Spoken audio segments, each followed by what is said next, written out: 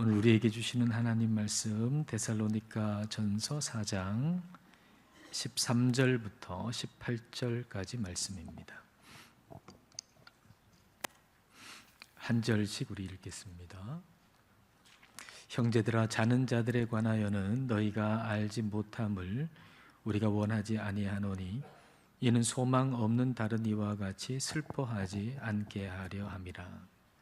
우리가 예수께서 죽으셨다가 다시 살아나심을 믿을진대 이와 같이 예수 안에서 자는 자들도 하나님이 그와 함께 데리고 오시리라. 우리가 주의 말씀으로 너희에게 이것을 말하노니 주께서 강림하실 때까지 우리 살아남아 있는 자도 자는 자보다 결코 앞서지 못하리라. 주께서 호령과 천사장의 소리와 하나님의 나팔 소리로 친히 하늘로부터 강림하시리니 그리스도 안에서 죽은 자들이 먼저 일어나고 그 후에 우리 살아남은 자들도 그들과 함께 구름 속으로 끌어올려 공중에서 그를 영접하게 하시리니 그리하여 우리가 항상 주와 함께 있으리라. 그러므로 이러한 말로 서로 위로하라. 아멘. 음식을 맛있게 하려면 요리의 순서가 중요하겠죠. 소고기 야채 볶음을 한다 치면 그 팬에다가 고기를 먼저 넣고 볶다가 그 다음에 야채를 넣고 볶아야 하지 않겠습니까? 근데 먼저 야채를 넣고서 볶고 나중에 고기를 넣는다면 아마 그 음식은 제대로 된 맛을 내기가 힘들 것입니다. 우리의 인생을 요리라고 가정해 본다면 그 인생이라고 하는 요리의 주 재료는 두 가지죠. 삶과 죽음입니다. 여기도 순서가 중요합니다. 그런데 많은 사람들은 살고 죽는 것을 당연한 순서라고 생각합니다. 그래서 어찌됐든지 많은 것을 얻고 또 높은 지위에 오르고 그리고 건강을 유지하고 생명을 더 연장하기 위해서 애를 쓰지요. 하지만 이 순서로 가면 결국 죽음이라고 하는 허무로 끝나고 말 것입니다. 마치 신선한 야채를 먼저 넣고 한참 후에야 고기를 넣는 것처럼 나를 살리려고 애를 쓰면 쓸수록 인생은 그 맛을 잃습니다. 나를 살리려고 애를 쓰면 애를 쓸수록 그 인생은 맛을 잃어버리는 겁니다. 성경이 우리에게 가르쳐 주시는 인생의 레시피는 먼저 죽고 살라는 것입니다. 예수님을 따르려면 자기를 부인한 다음에 내가 죽고 예수님을 따르라고 말씀하십니다. 그리스도와 함께 십자가에 내가 못 박혀 죽고 그리고 나서 내 안에 그리스도께서 사시는 삶을 살라는 것이죠. 살다가 죽지 말고 죽고 살라는 겁니다. 살다가 죽지 말고 죽은 다음에 살라는 겁니다. 매일 아침 그리스도와 함께 내가 죽고 그리고 내 안에 그리스도께서 사시는 삶, 그리스도가 주인 되시는 삶을 살라는 거죠.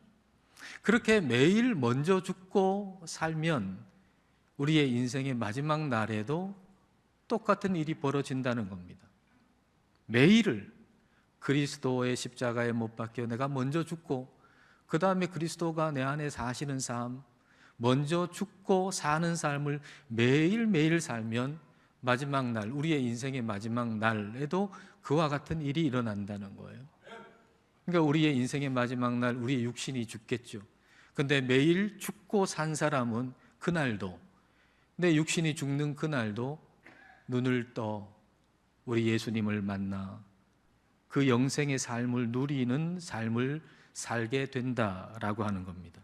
그래서 성경은 예수님을 믿는 자의 죽음을 잠으로 표현하죠. 잔다.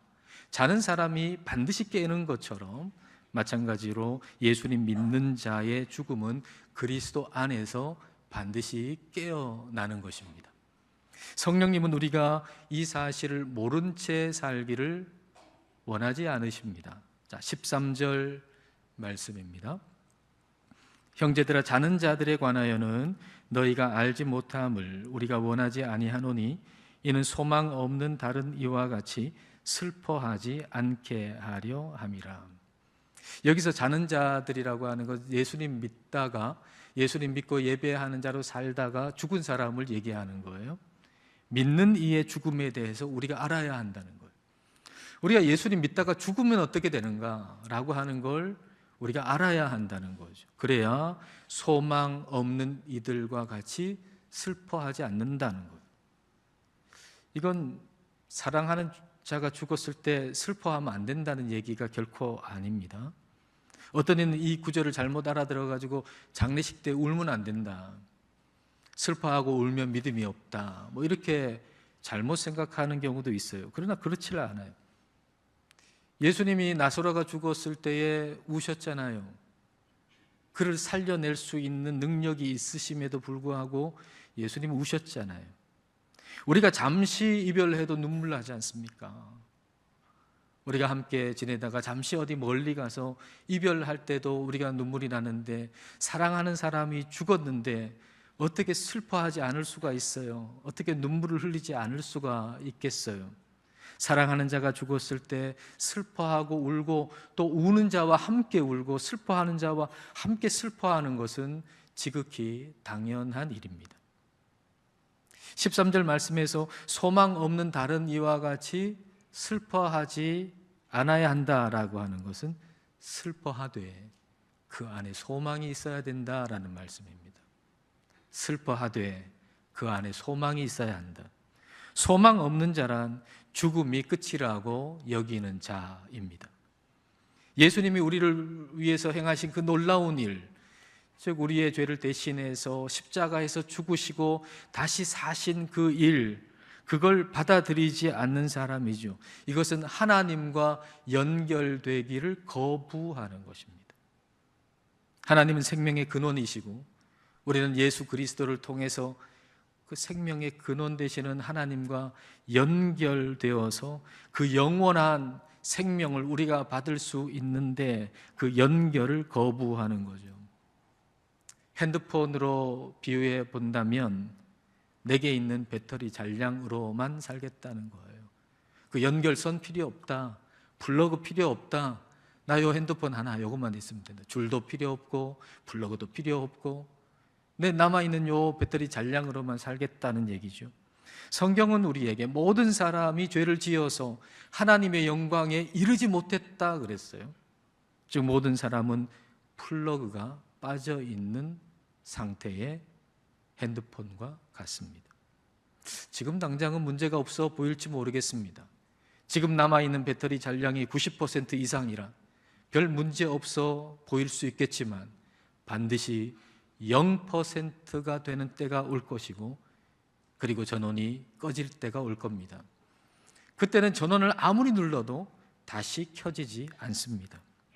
물론 예수님을 믿는 사람도 죽지 않냐? 예수님을 믿는 사람도 전원이 꺼질 때가 오죠. 그러나 믿지 않는 자와는 다른 것입니다. 생명의 근원과 연결되어 있는 사람의 죽음은 재부팅입니다. 핸드폰 업그레이드 한 다음에 재부팅 하잖아요. 재부팅 하면 꺼졌다가 다시 켜지잖아요. 생명의 근원과 연결되어 있으면 꺼진 것 같지만 그게 끝이 아니라 다시 켜진다고요. 다시 켜질 때는 업그레이드 된 상태로, 더 좋은 상태로, 이전보다 더 좋은 상태로 다시 켜지는 겁니다. 성경이 이걸 우리에게 가르쳐 주시죠. 예수님 믿고 구원받아 하나님의 자녀로 살다가 죽은 사람은 죽는 즉시 이 몸을 떠나서 예수님과 함께 있게 된다고 성경이 우리에게 가르쳐 주십니다. 여러분, 예수님을 믿는 사람은 죽으면 이 몸을 떠나 즉시 바로 예수님과 함께 거하는 겁니다. 그래서 예수님 믿는 자가 죽었을 때 이별로 인한 슬픔은 있으나 그 안에 소망이 있는 겁니다. 샌드위치는 빵으로 이렇게 둘러싸여 가지고 뭐 겉으로 볼 때는 다 똑같이 보이지만 그 속에 있는 것에 따라 다르잖아요. 그 안에 계란이 들어있으면 계란 샌드위치고 참치가 들어있으면 참치 샌드위치가 되죠. 성도의 죽음은 겉보기에는 이별이라고 하는 슬픔의 빵으로 둘러싸여 있지만 그 속은 소망이라고 하는 재료로 가득 차 있는 샌드위치와 같은 거예요.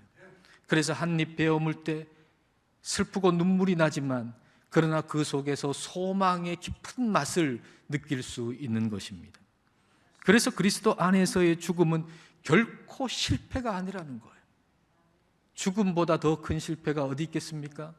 그러나 그리스도 안에서의 죽음은 결코 실패가 아닙니다. 자, 14절부터 16절까지 말씀입니다. 우리가 예수께서 죽으셨다가 다시 살아나심을 믿을진대 이와 같이 예수 안에서 자는 자들도 하나님이 그와 함께 데리고 오시리라. 우리가 주의 말씀으로 너희에게 이것을 말하노니 주께서 강림하실 때까지 우리 살아남아 있는 자도 자는 자보다 결코 앞서지 못하리라. 그리스도 안에서 죽은 자들이 먼저 일어나고. 이것은 앞으로 되어질 일에 대한 말씀이지요. 우리 주님께서 다시 오실 때 어떤 일이 일어나는가? 주님께서 다시 오실 때 그리스도 안에서 먼저 죽은 자를 데리고 오신다 그랬어요. 그리고 이때 놀라운 일이 일어나는데 먼저 죽은 자가 먼저 일어난다. 다시 말하면 먼저 죽은 자가 부활의 몸을 입는다는 거예요. 놀라운 일이죠. 우리 주님 다시 오실 때에 먼저 죽은, 그리스도 안에서 먼저 죽은 자를 데리고 오시는데 그 먼저 죽은 자가 먼저 부활의 몸을 입고 그 다음에 그때 살아있는 자가 부활의 몸을 입는다라는 겁니다. 먼저 죽은 자에 대한 존중이 있죠. 순서가 있잖아요. 먼저 죽은 자가 먼저 부활의 몸을 입어요. 그러니까 다시 말하면 하나님은 믿는 이의 죽음을 결코 실패로 여기지 않으신다라고 하는 겁니다. 어떤 이는 이 내용을, 이 성경의 말씀을 도저히 받아들이기 힘든 분도 계실 겁니다. 아니, 죽은 자가 어떻게 부활의 몸을 입는가? 그걸 어떻게 믿겠는가?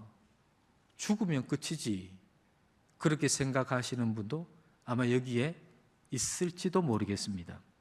오늘 보면 15절 말씀에서는 이렇게 말씀하시죠. 우리가 주의 말씀으로 너희에게 이것을 말한다라고. 그러니까 바울이 지금 이것을 쓰는 것은 자기의 상상력을 동원해서 죽은 이후에 이렇게 될 것 같아, 죽은 이후에 이렇게 됐으면 좋겠어 라고 생각하며 쓴 게 아닙니다. 주님의 말씀을 받아서 그대로 우리에게 전해준 것입니다. 우리는 이 성경 말씀을 통해서 그것을 알게 되는 것이죠. 죽음 이후는 없다라고 결론을 내렸다면, 만약 여기에 있는 분들 중에 비록 이 자리에, 예배의 자리에 있긴 하지만 그러나 마음속으로는 죽음 이후는 끝이야, 없어라고 만약 결론을 내렸다면 뭘 근거로 해가지고 그런 주장을 하겠습니까? 내가 들은 이야기, 내 생각, 내 경험, 그런 것들을 다 가지고서 그런 결론에 도달했을 텐데 그런 것들이 우리의 삶을 올려놓을 수 있는 튼튼한 토대가 될 수 있겠습니까? 수천 년 동안 사람들에게 백조라고 하는 것은 말 그대로 백조, 하얀 새였습니다. 그래서 수천 년 동안 사람들은 백조는 희다라고 생각했던 거죠. 그걸 진리로 생각했던 거죠.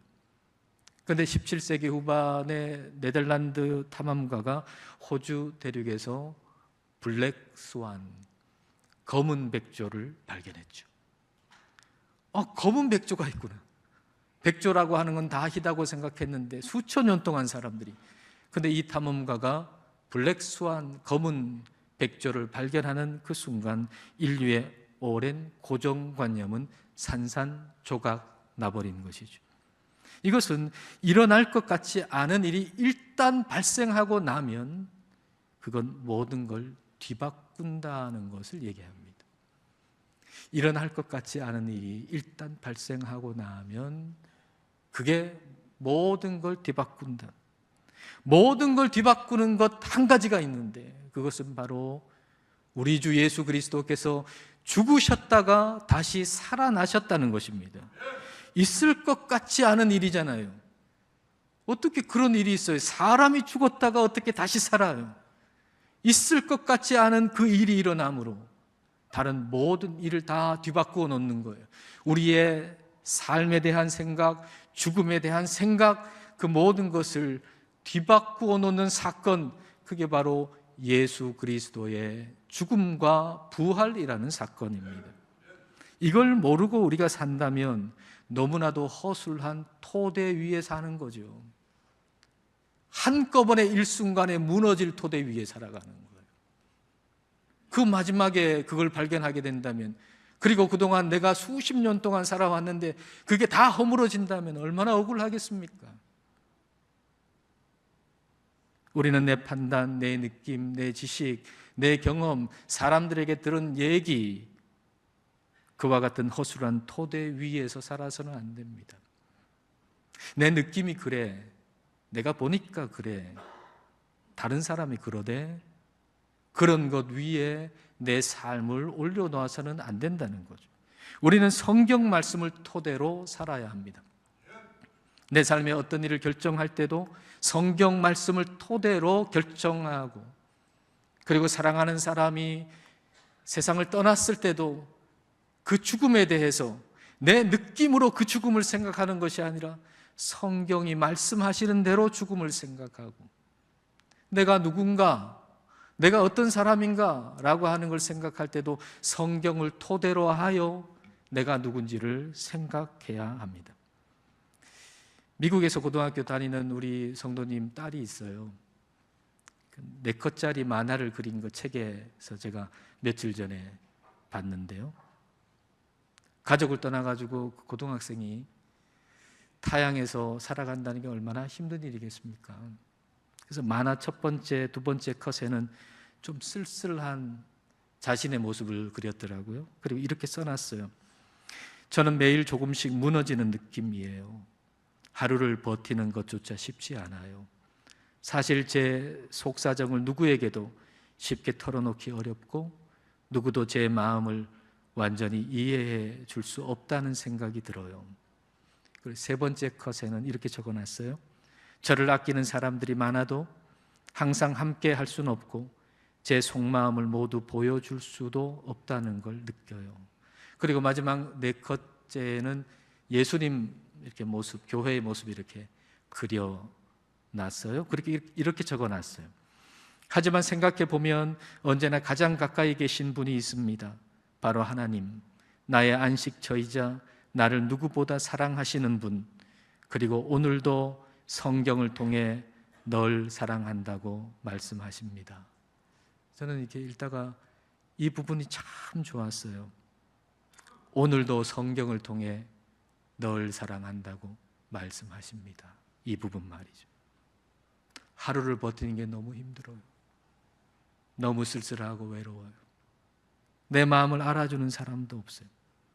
근데 그런 상황, 그런 환경을 통해 내가 누군지를 판단하지 않는다는 거죠. 내 삶에 펼쳐지는 여러 가지 상황들을 통해 가지고 내 상황에 이러니까 나는 이래 라고 생각하지 않는다는 거예요. 성경을 통해서 내가 누군지를 생각한다는 거죠. 하나님이 독생자를 아낌없이 내어주실 만큼 나를 사랑하신다라고 성경 말씀에 기록되어 있는 그 말씀을 통해서 나는 지금도 사랑받는 하나님의 딸이라고 생각한다는 거예요. 죽음이라는 것도 마찬가지죠. 사람이 죽으면 아무것도 아니고 다 허무해지는 것 같잖아요. 특별히 사랑하는 사람이 먼저 세상을 떠나가면 얼마나 쓸쓸하고 얼마나 아프고 얼마나 힘든가요. 그러나 그런 느낌이 아니라 성경을 통해서 죽음을 해석하는 거예요. 성경이 말씀하시기를 예수 안에서 자는 자들 하나님이 그와 함께 데리고 오신다 라고 말씀해 주셨기 때문에 우리는 죽음이 끝이 아니라는 걸 아는 거예요. 여러분, 우리 눈으로 볼 때는 죽음이 끝이잖아요. 그러나 성경이 말씀하시죠. 우리 주님 다시 오실 때 먼저 예수 그리스도 안에서 죽은 자들을 데리고 오신다라고. 그래서 우리는 죽음이 끝이 아니라고 하는 걸 아는 거예요. 그리고 먼저 죽은 자들에게 먼저 부활의 몸을 주신다라고 말씀하시죠. 하나님께서 먼저 죽은 자들을 존중하신다라는 얘기 아닙니까? 우리가 알아야 할 것은 죽음이 실패가 아니라는 거예요. 여러분, 우리가 어쩌면 평균 수명 이하에서 죽을 수도 있을 거예요.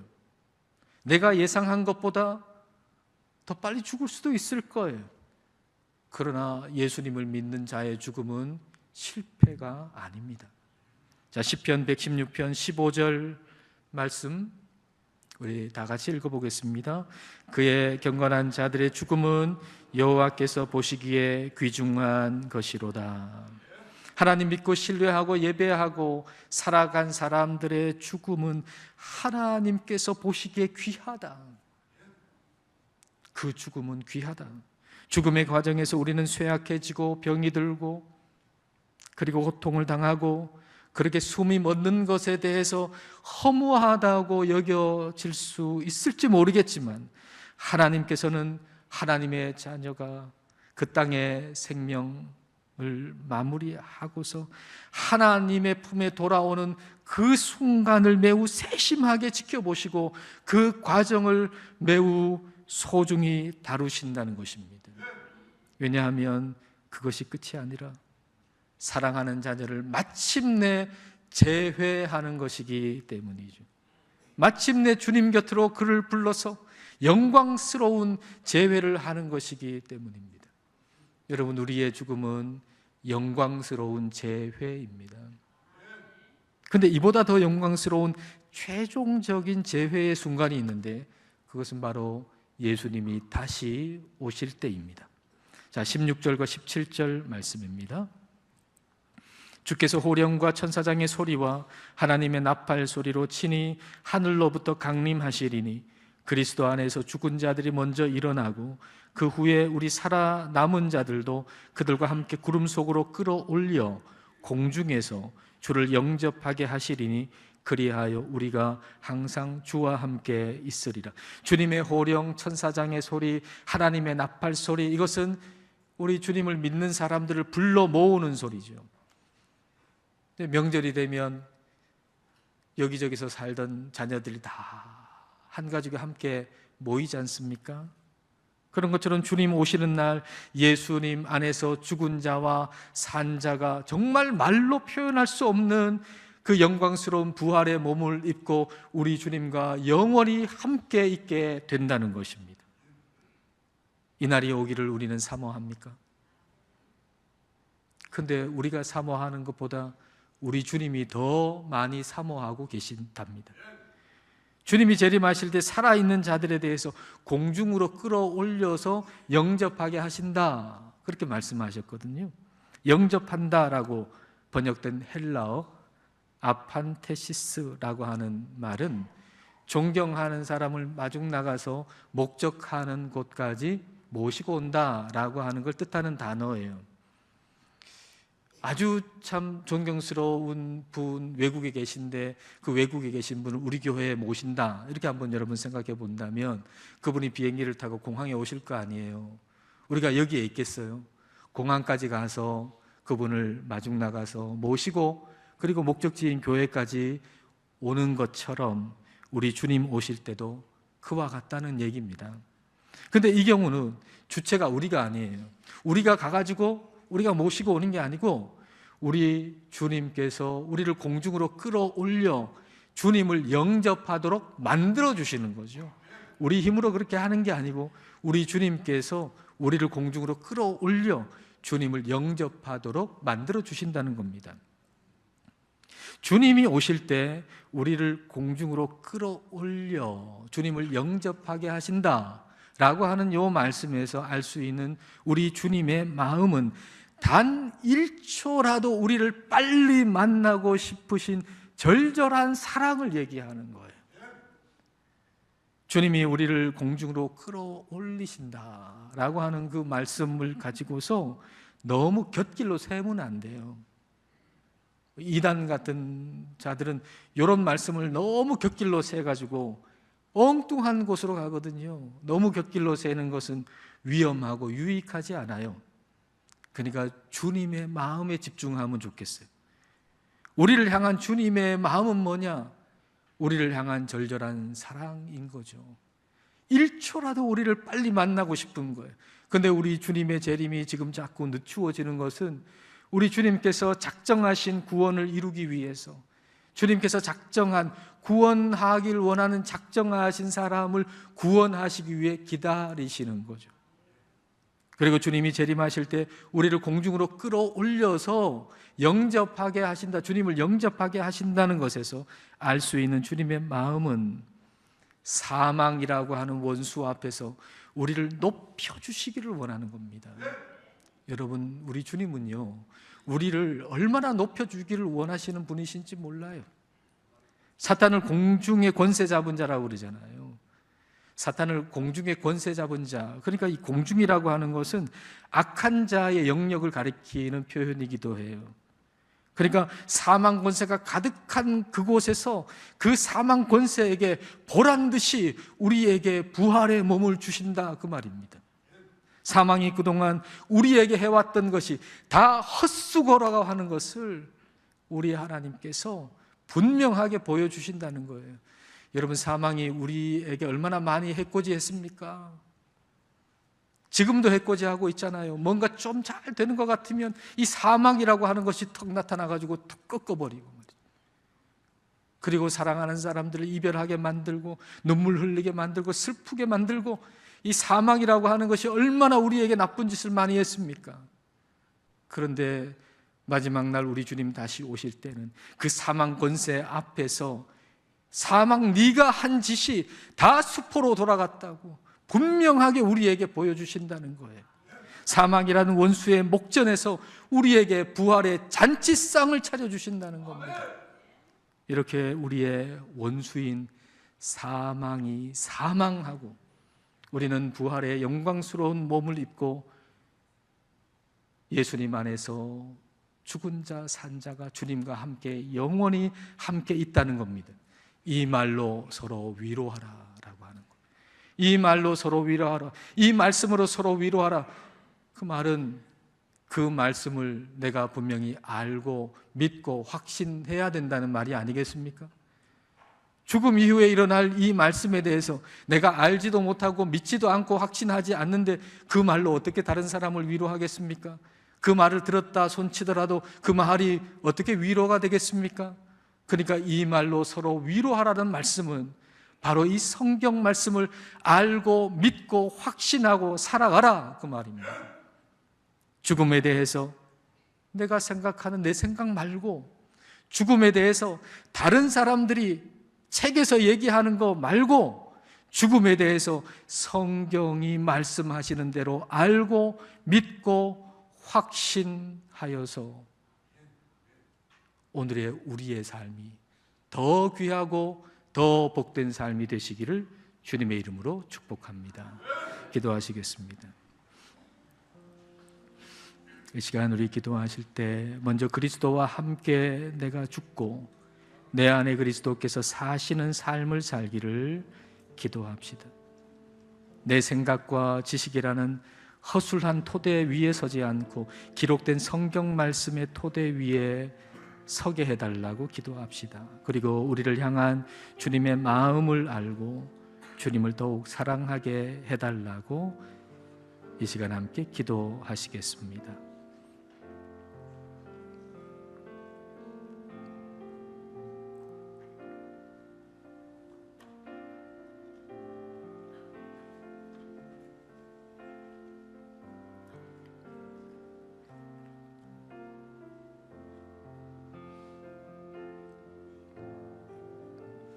생명의 근원 되시는 하나님 아버지, 모든 사람은 그 죄로 인하여 하나님과 떨어져서 마치 죽음이 끝인 줄 알고 살아갑니다.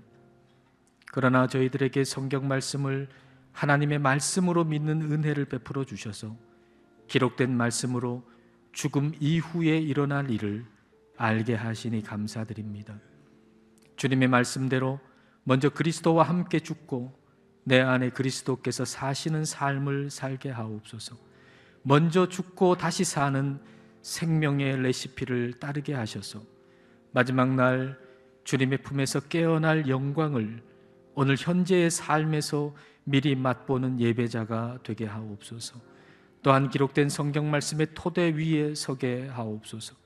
내 느낌과 지식과 경험이라는 허술한 토대 위에서 흔들리는 인생이 되지 않게 하시고, 기록된 성경 말씀의 토대 위에 서서 슬픔 속에서도 소망의 맛을 잃지 않게 하옵소서.